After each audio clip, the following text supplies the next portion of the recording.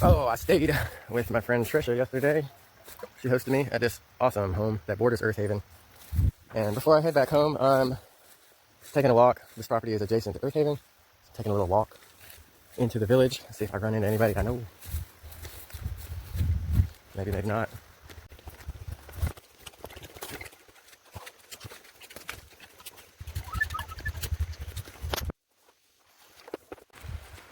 While I'm walking, I'll see if I can put some of my thoughts into words to share around community. To me, it feels super obvious that it's time for the humans to have not a revolution, but an evolution. To come out of capitalism, out of colonizer ways of being. I don't feel like state communism, government communism is the answer either. I do feel like learning how to move beyond violent conflict and violent language and violent thought and structures of control and lack of self-control into sovereignty is part of the deal. It seems that as we move into sovereignty, we become as kings and queens, or whatever your preferred way of thinking about that is, and then we don't need to be ruled when we are able to rule ourselves. I feel like there's a certain critical mass where as enough of us develop the skills and the sensibilities to be able to live and to navigate our relationships and handle our affairs within our sovereignty with nonviolent communication, that there's a shift that can happen in the way that we humans on planet Earth abide. So how does this fit in with intentional communities? Well, I've been visiting communities and building relationships with communities for about 10 years. I've gotten a chance to visit about 20 different communities, maybe more. And there's none of them that I'm interested in joining. I haven't found anything that feels better than the life I've created for myself and the community that I've created for myself in my hometown of Knoxville and in the expansive network throughout the region, the Southeast, up into Philadelphia. And there are patterns that I see of shortcomings in different communities, glaringly obvious. And one of the biggest issues that I see is simply the mindset of being alone or isolated, or the mindset that people who take on the challenge of living in communities, perhaps off-grid, or at least in some way in alternative dwellings, I get a sense that a lot of these people feel like they're very much alone, very special, but very alone. Well, there are so many people doing this, and a lot of them have started projects back before the internet was widespread.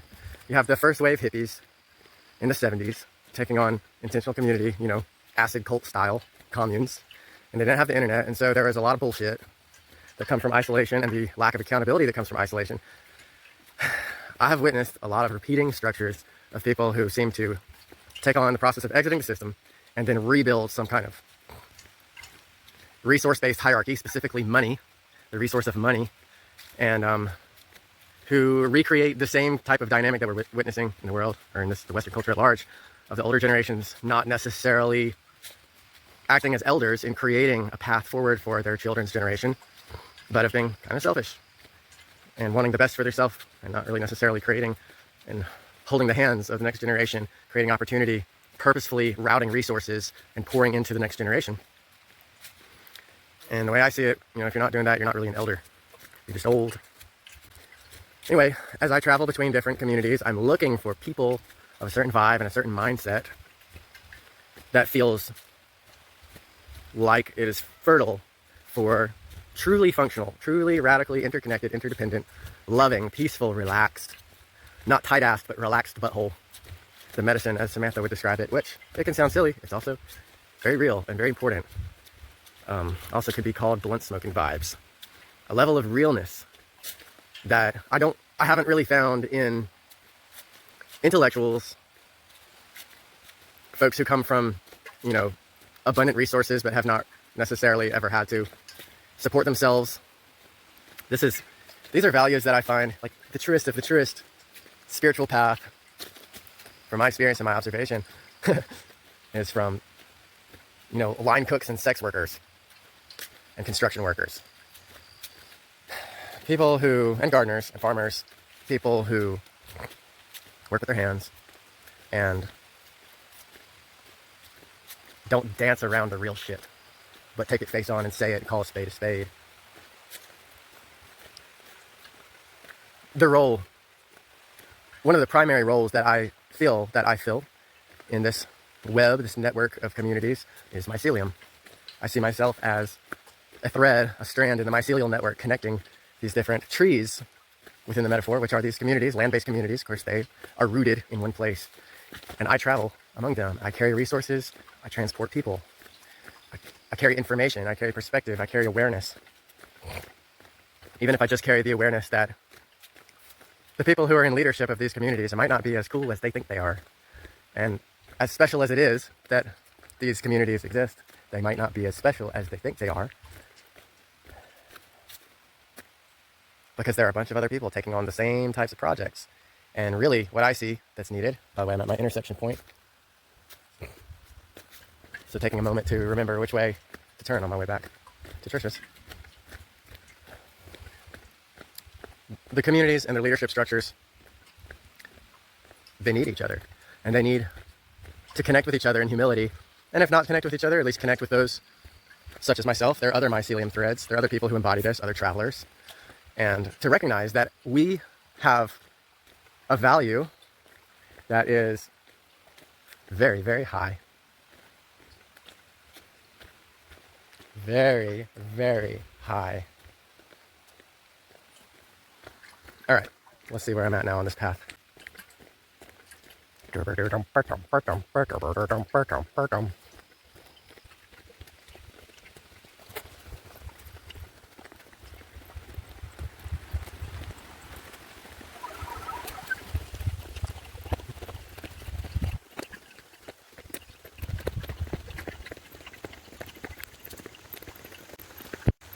All right, I'm about to walk into Earth Haven. There's this beautiful stream, a couple buildings. I'm gonna swap the camera back around so you can see.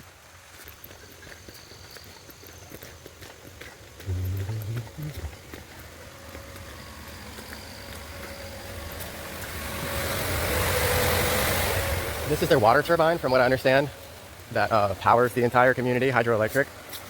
Maybe a backup generator. Some solar panels. And this particular road leads into their common area. The village green, I suppose it could be called. See some soccer nets, some soccer balls.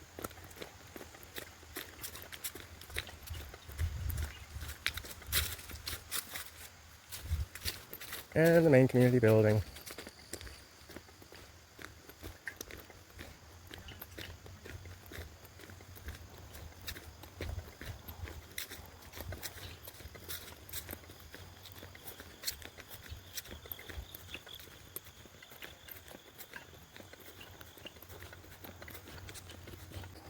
And I'm on another footpath.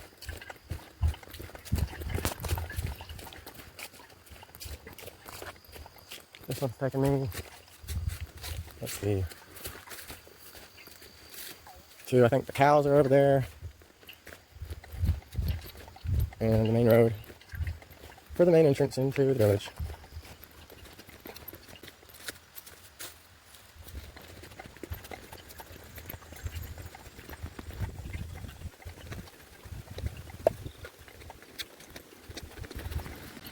And there's this cute little bridge that takes us into the neighborhoods, which I'm not going to get into right now. The Crystal Bridge, I believe it's called. That's all the video for now, unless I come across something else worth sharing.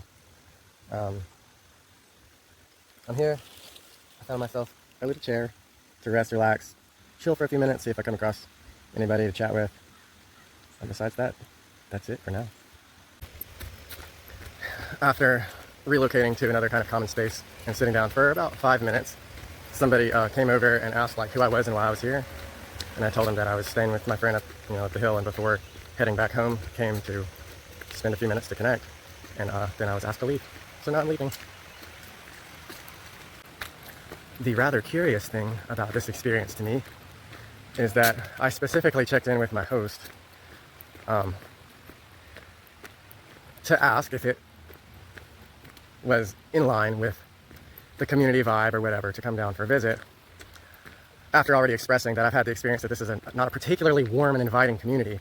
And what I was told is that, they have their processes, and that since I have, over the years, been through their processes, including paying the like $25 for a tour or whatever, probably 4 years ago, that there shouldn't be any problem. And so, what's the problem? Or, again, it's like, to me, it's not even really a personal issue.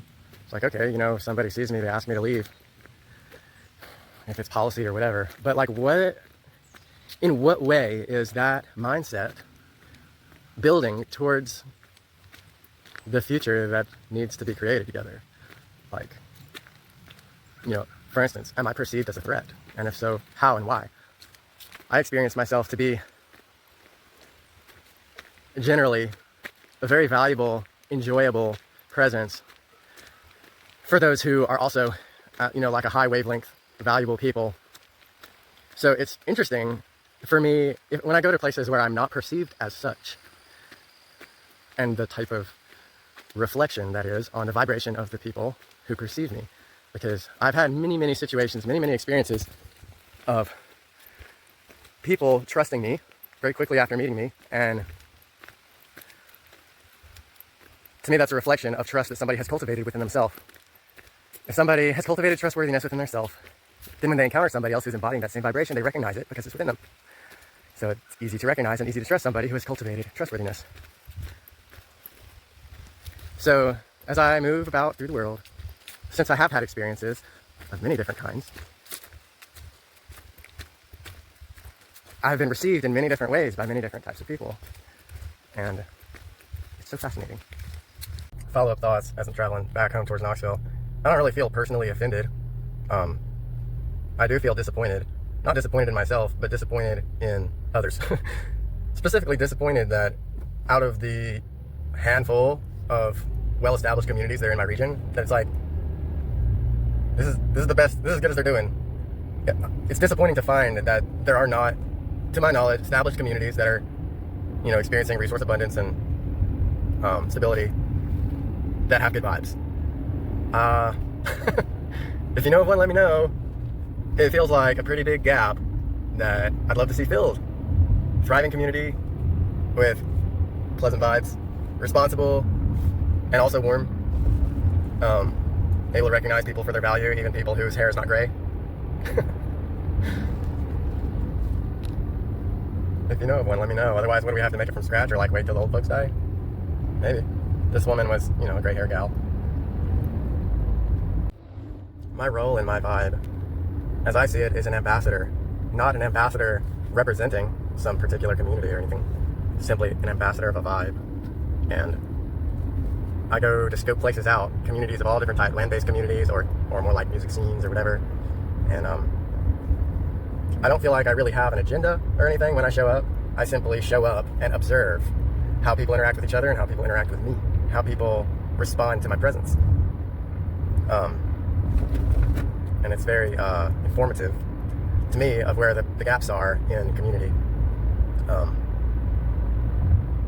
And it's interesting that, I don't know, maybe people are so used to interacting with people who either have some type of agenda. I mean, if I have an agenda, I feel like my agenda is integration and connectedness of different communities and the thriving of the people. That's what I want to experience. That's the type of world I want to live in.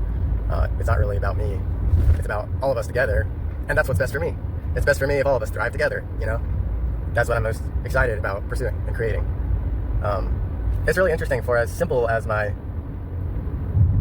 intentions are, to have such a varied collection of experiences. Again, I feel like a lot of communities I've visited maybe themselves have some type of agenda, or are expecting others to have either an agenda or to have some kind of status, or to be showing up to give them a bunch of resources. That's another thing that I see pretty commonly in these little communities, is it's like I feel like kind of a chip on the shoulder of people where it's like, well, unless you came here to give me a bunch of money, you're not worth my time. And what's so fascinating about that standpoint to me is that I feel like that creates a blindness to the most valuable things of all, which are humans, each other, interconnection, resource exchange, conversation, knowledge of one another. Although I have cultivated a vast and valuable skill set as a tradesman and as a magician, and also in my speech, in the way I express myself, in the way I interact with my people, in the way I navigate conflict with my people, nonviolent, I don't feel like I should have to convince anybody that I have valuable skills beyond simply my being and my vibe, which in itself has value.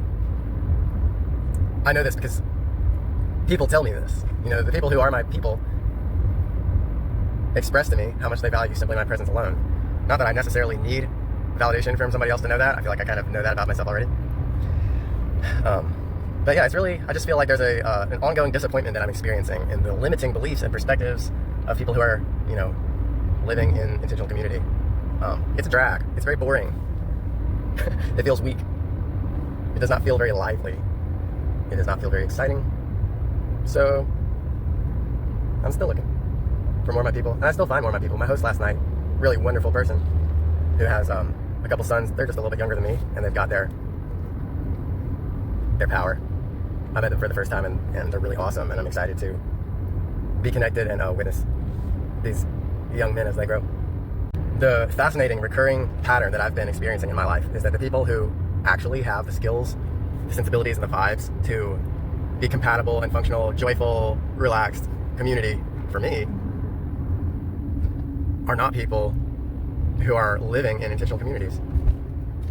And so I feel like I've been learning to, you know, not to look for that so much in these land-based, you know, land-based communities that are proclaiming to be intentional or whatever, but just to be finding it among my people. Now my people are spread out,